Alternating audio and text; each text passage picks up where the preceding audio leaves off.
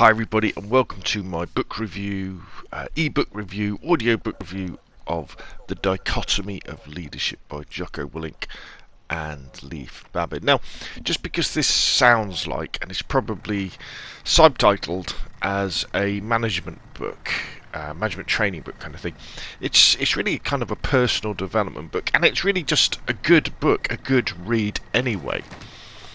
And I'd also like to say that the subjects tackled in this tome, they're really for anybody who is in any sort of organisation, whether you're a leader or a follower, whether you're the manager or the managed, whether you're the sergeant or the private, and whether you're in, the military or you're in the civilian field, or maybe it's a volunteer organisation, or just your family and friends. The subjects tackled in these books will ring true, and you'll enjoy reading about them. And you're probably thinking, well, Rob, you do a video game channel. Why do you do book reviews and things like this? Well, it's because I think probably quite a few people who watch my videos and are interested in video games are probably interested in the subjects that this book writes about. And also, funnily enough, a few of the ideas in the book kind of apply to when we're playing video games, or at least they affect our attitude to how we maybe think about playing video games. For example, here we've got Hardpoint, which is the gameplay you're watching, and arguably, apart from maybe Search and Destroy, Hardpoint is the game, one of the game modes in Call of Duty that requires the most preparation. And has this dichotomy, has this contradiction between, do you go with an offensive setup, do you go with a defensive setup, do you defend the hard point, do you get off the hard point and go somewhere else, you've got to rely on your teammates, all this sort of stuff. So anyway, let's get back to the book. So what is a dichotomy? So a dichotomy is basically some sort of contradiction.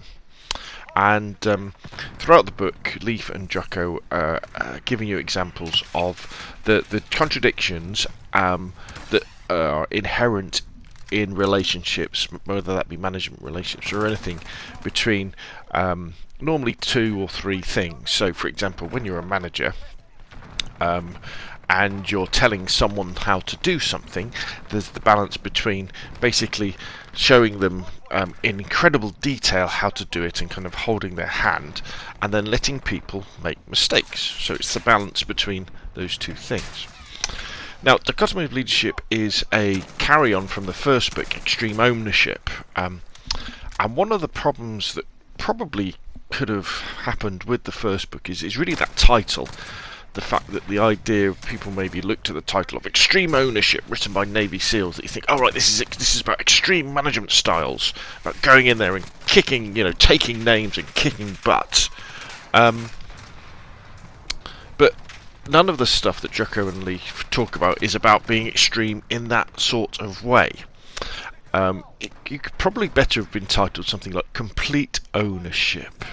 Because the most important trait that Leif and Jocko try to impress on you as a reader of the book, as a leader, is humility, which you would think would kind of be the opposite thing that would come from two, tough guys, two big bad frogmen from the Navy SEALs.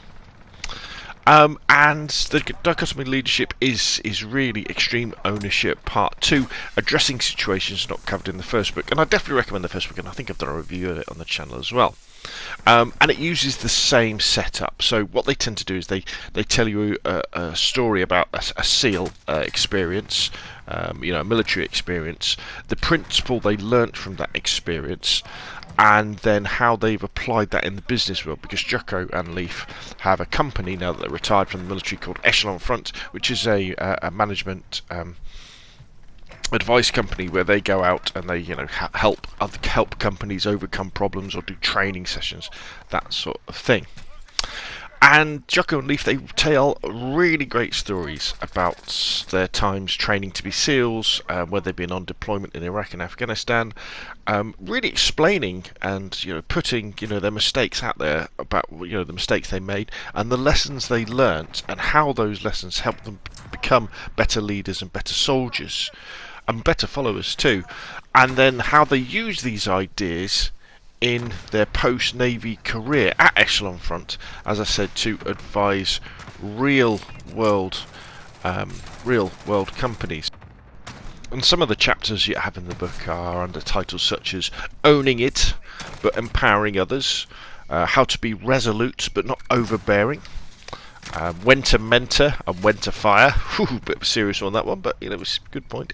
How to Train Hard but also Train Smart, How to Be Aggressive but not reckless, How to Be Disciplined but not rigid, How to Hold People Accountable but how to not hold their hands, How to Be a Leader and a Follower, How to Plan but not over plan, How to Be Humble and not passive, and How to Be Focused and not detached.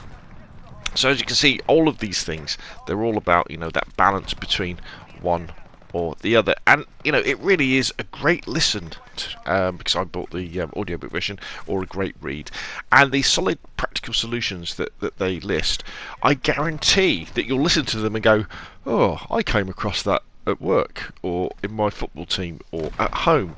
And I enjoy these books that they do very, very much, because you have the excitement of the military story, which has a real application, and then you have the practical sides too. My only complaints, really, well, I've got a few, but my main ones are around how that some of these situations in the real life kind of get resolved a little bit too quickly when Echelon Front are at these companies. It seems that once Jocko or Leif have explained what the people are doing wrong, or made them realise what they're doing wrong themselves, they quickly accept that, and they agree, and they start on a new path. And I think there were probably plenty of situations where things didn't go quite as smoothly as that. And I would like to hear some examples of where perhaps the advice that Jocko and Leif gave to the companies wasn't really taken, and how they dealt with that, or how they made the companies see what they're trying to say. And on a more serious note as well, I think that Jocko and Leif, I think they need to consider how their stories and how their books legitimise and glamorise the conflicts that they were involved in. And they don't address how they feel about the situations in Iraq and Afghanistan. Now those areas have fallen back into chaos, despite the tragic loss and injuries to their comrades, because undoubtedly the US and the UK, what Jocko and his SEALs were doing was successful tactically on the ground. In the long term, it appears that strategically we haven't been that successful in the region, and I would like to know how they deal with that.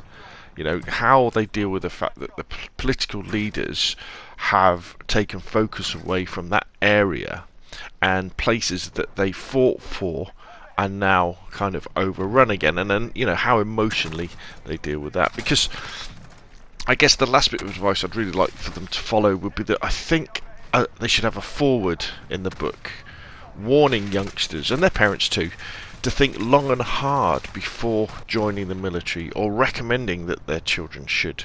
Not because joining the military isn't an honourable or a patriotic thing to do, but because the sacrifices that they make, and their brothers in arms and friends might have to make, including the ultimate one, might be ones that history might eventually see as a tragic waste of life, and what they themselves might eventually see as a tragic waste of life. And I'd like to hear Jocko and Leif's thoughts on this. I mean, it might have to be in a different book. But anyway, Dichotomy of Leadership by Jocko Willink and Leif Babin. It's a great read, or a great listen. I got the audiobook version, and I highly recommend it. Not just the students of management, but anybody who really wants to think about relationships and how they deal with people, and how you can get people to do the things you want them to do in a constructive and successful manner, with real world examples that lead to really good results. Anyway though, that's enough from me. I'll leave you with the rest of this hardpoint gameplay just because I like it, and I'll see you all again soon. Thank you very much.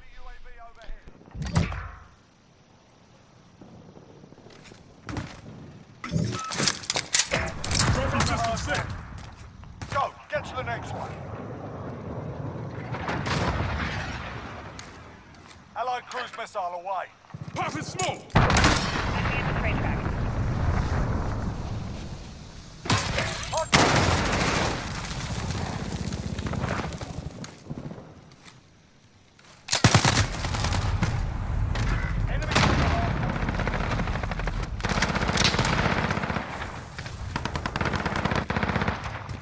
Enemy at the woods. Hardpoint contested.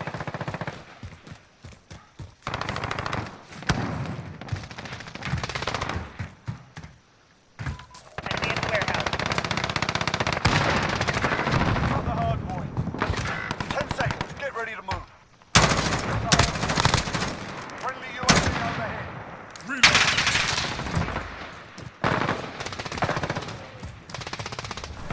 Get to the next one.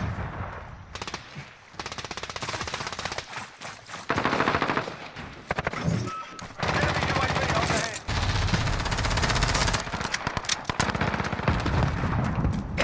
Hardpoint secure. Less than a minute.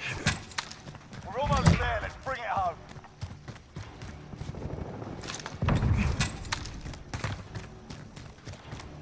Friendly UAV overhead.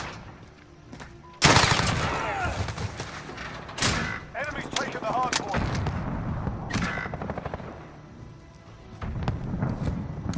Get ready, we're about to move.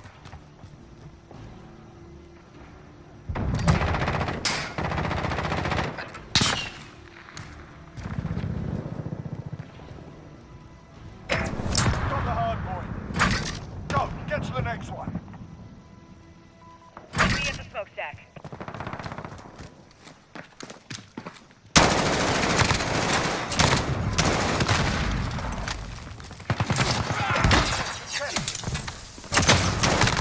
Enemy's taken the hard point. Enemy at the warehouse.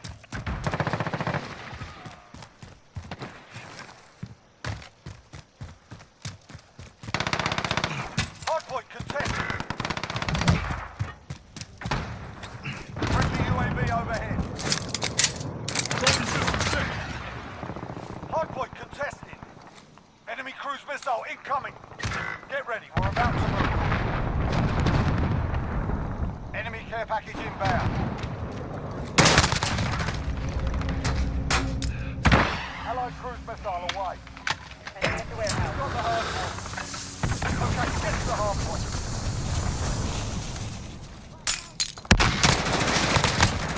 Enemy radar in the air. Ooh, that's nice. Hardpoint lost.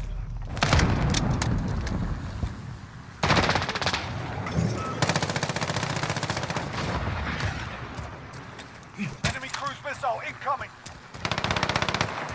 Hardpoint contested.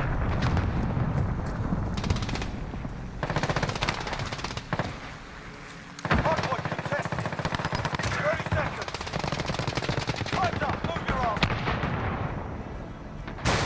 Location secured. Stitched them up proper. That's how it's done.